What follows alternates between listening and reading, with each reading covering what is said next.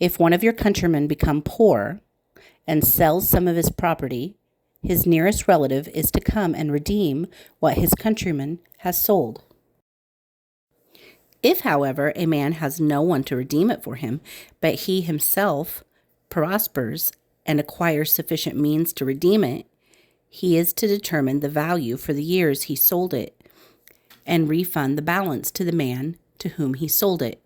He can then go back to his own property.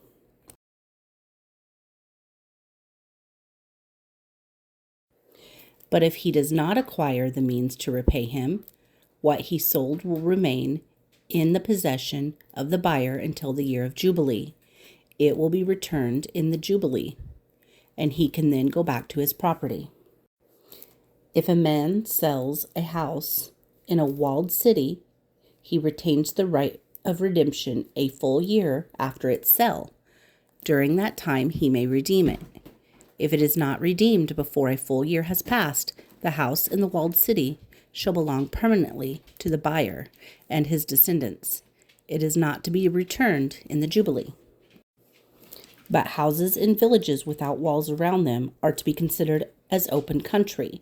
They can be redeemed, and they are to be returned in the Jubilee. The Levites always have the right to redeem their houses in the Levitical towns which they possess. So the property of the Levites is redeemable, that is, a house sold in any town they hold, and is to be returned in the Jubilee, because the houses in the towns of the Levites are their property among the Israelites. But the pasture land belonging to their towns must not be sold. It is their permanent possession. If one of your countrymen becomes poor and is unable to support himself among you, help him, as you would an alien or temporary resident, so he can continue to live among you.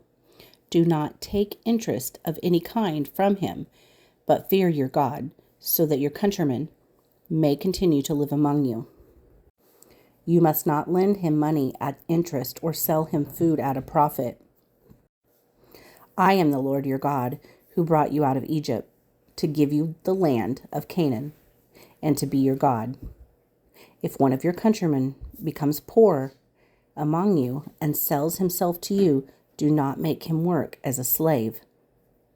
He is to be treated as a hired worker or a temporary resident among you. He is to work for you until the year of Jubilee. Then he and his children are to be released, and he will go back to his own clan and to the property of his forefathers, because the Israelites are my servants, whom I brought out of Egypt. They must not be sold as slaves. Do not rule over them ruthlessly, but fear your God.